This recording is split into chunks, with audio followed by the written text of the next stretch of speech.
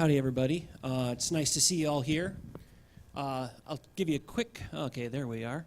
I'll give you a quick update on, oh, is this the cue? Okay.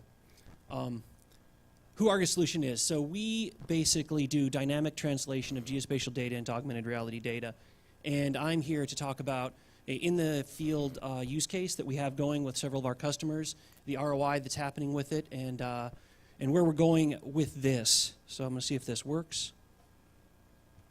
All right, cool. So there it is. I'm going to spend just a couple seconds on GIS. Is everybody here really familiar with what GIS is? I see about 3 hands, 5. Okay, bunch over there. That's cool. I'm going to go simple on GIS. GIS is locational data.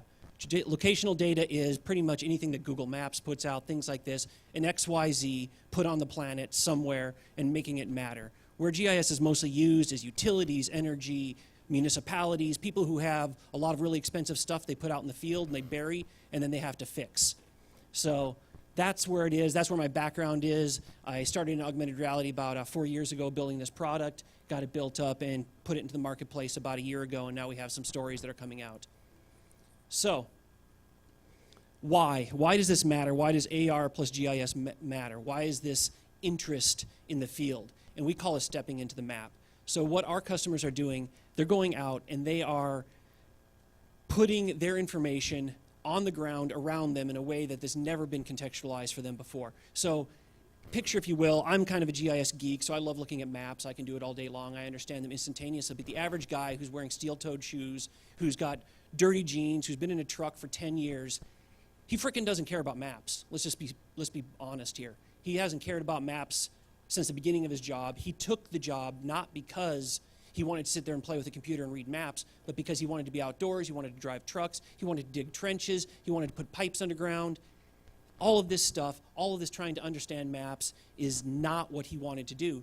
And so we take away the contextualization of the map. You give him a map, you give him a field, and you say, your pipes are under the field, and this map tells you where it is. It takes him in 30 minutes, an hour to figure out where those things are before he can start actually digging in. So we take away the contextualization, we take away the interpretation, we make it inherent to them. You pull up augmented reality, and as you guys all know, you see what you want, the classic WYSIWYG, the true WYSIWYG, if anybody else has gray hair and actually remembers that term. What you see is what you get, and that's the power of it is. So without further ado, we're going to kind of go into this thing. So it's all about the field. It's all about giving them power over what they're doing and being quite a bit more safe. Now, does anybody here actually have a background in like excavation or doing anything like this underground? A few people. So people like this will understand that OSHA actually lists excavation as one of the most dangerous jobs in America. One mistake, if you're lucky, costs you tens of thousands of dollars. If you're not lucky, like in Firestone in Colorado, where I am from a little while ago, people die. It happens more than you think, and it's extremely expensive. This is the reason why people invest in this, because it is dangerous, it is hard, and frankly, when things are buried underground, it's hard to find them again. So, safety and risk mitigation, efficiency and speed. So, I have customers. This is actually a case study that one of my customers presented at a petroleum show. So this is a company called Whiting. I'm basically just stealing their presentation. They're Whiting Petroleum. They're a mid-cap oil and gas company that has a big play in the North Dakota Basin, if you know the Williston Basin, if you know energy.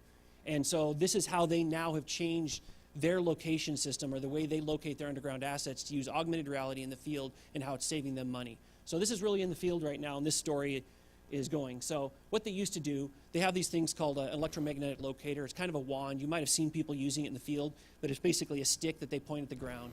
They electrify a pipe with a signal. They follow this, and it gives them about 18-inch accuracy. So they use this to follow it out. How they find the beginnings of these pipes is that have GIS data like you see over on the right on that picture.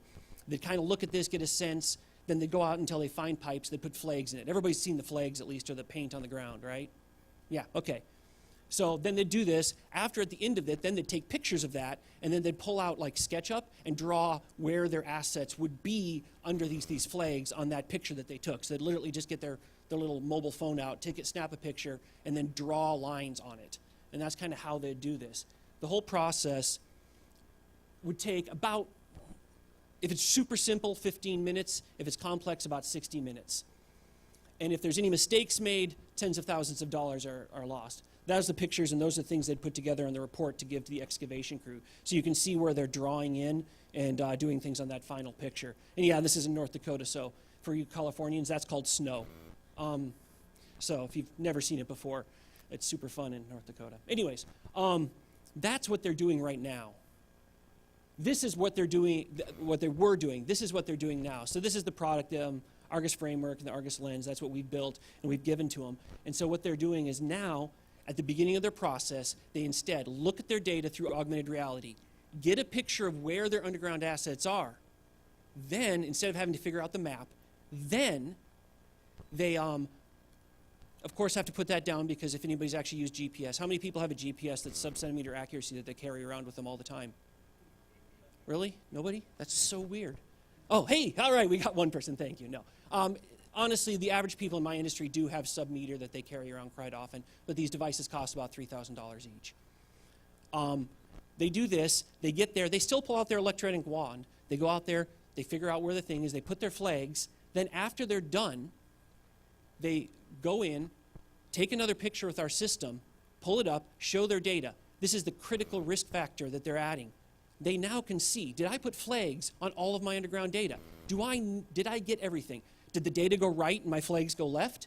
Did I make a mistake? And if there's any discrepancy, they get to stop, figure out the discrepancy before they make a tens of $1,000s mistake. And the best part is, the picture at the end, this is another picture of what they use, the picture at the end takes care of that entire one-call report, saving them approximately 15 to 30 minutes per event. The result is this mid-tier company does about 15,000 of these locates per year. I just talked to a city municipality that does 26,000, and that's just a suburb of Denver, not Denver proper, 26,000 locates a year. They're saving 30 minutes on average per thing, about 8K saved per locator. The average loss on an excavation when an error occurs and you cut something underground is around $50,000. So if you save one of those, you save immense amounts of money. So I think I did that pretty quick, so hopefully there's some questions. But what I wanted to say is this is an AR example that's in the field right now, has been sold, we have customers doing it, and it's a lot of fun. So I think, you know, as we keep talking about the world of AR coming into fruition and starting to be part of what we do, here's an example of an early enterprise implementation that we can be looking at that says AR is getting adopted by customers today. So. Cool. Questions? I don't know. There's a system for that, I think. So if you have questions, I'll stick around for a couple minutes.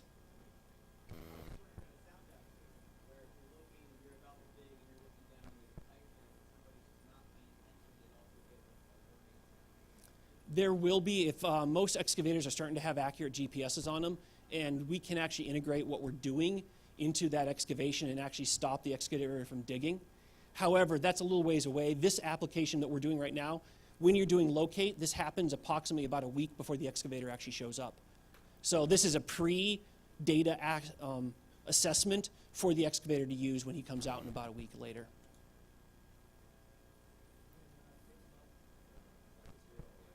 What's that? Yeah, pigs. So pigs will act, what a pig does is it does non-destructive testing on the inside of the pipe, but it does kind of have a spatial location. What we can do is actually display that from above ground down to say this is where the anomaly that your pig gave you came up, so they can find it and see what maybe the environmental impact is for that anomaly. So it kind of can give you XY. It can create the data that we use, but it can't display the data back in, or visualize it back in the real world. Okay? Mm-hmm.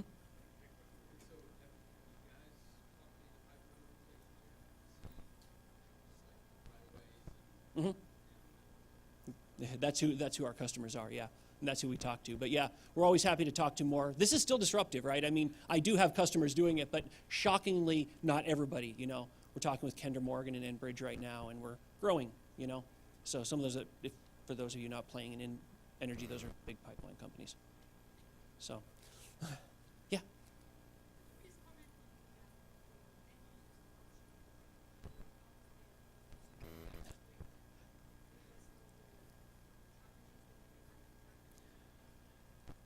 Yeah, oh yeah. So one, it's disruptive. So you have to find a slightly visionary customer still, right? The companies that have put this out are not the pragmatists that are in the field. And I call it what I call the play phase. I released this product for the first time about a year and a half ago, and then I bought it myself and took it out of my company. And then I really released it last summer. Actually, it's about a year now. Holy cow. And I call it the play phase. Almost every one of my customers buys just a couple licenses and plays with it for about 6 months to 9 months. And they're just kind of trying to figure out. They're like, oh, I want that, I want that, I want that, I want that. Crap, what am I going to do with it? And they buy a couple licenses and they figure out what they're going to do with it. And then they start implementing it into that, usually in a pilot phase. Like, for instance, this is the one that did this presentation, Whiting. They're finishing their pilot phase. They're going to probably roll it out now to all of their locators, which are in 3 different states. But that was just their North Dakota locators that were using it so far. So that's kind of the stages that it goes through. I just happened to start on these guys about a year ago, and so they're finalizing their pilot phase, and then through this summer we're going to start implementing across. So it's still a really long process. You know, it's new, right? And nobody has budget. Shockingly, most municipalities haven't set budget aside for augmented reality. I don't know.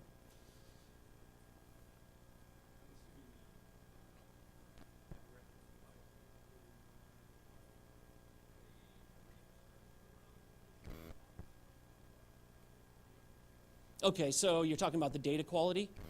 Yeah, so standard GIS data is estimated to be about 2-meter accuracy, plus or minus, so which is why they still use their electromagnetic thing. It is auditable. One of the things that our system does, you'll be surprised that this is happening, but because it tells them the long lat of where they are, when they take pictures, if the data is off, they're using those pictures to audit the data, send back to their corporate offices to approve updates of their data and make it better.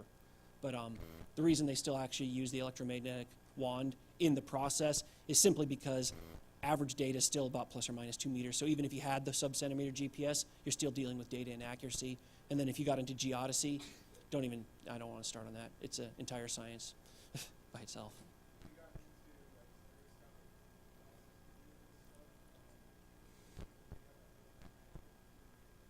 Mm-hmm. Yeah, so we actually, I think Meta's on the floor. I got an early pair of Meta glasses. We were going to totally be wearables. And then we realized nobody in the field has wearables. And most wearables are made to work inside, and we're outside. So everybody's now finally adopted tablets and phones. So we went back to those because that's what the guys with the boots are using. We do have it working, and we used a basis. We're trying to be hardware agnostic. We're trying to just ingest all the data that they have and display it in augmented reality. So we hope that as wearable adoption starts occurring, we can be kind of a front runner and help bring that adoption into the streets. But I think, yeah, once you can get these guys hands-free, I think they're going to fall in love. It's going to be amazing. Thanks. Questions? Well, yeah.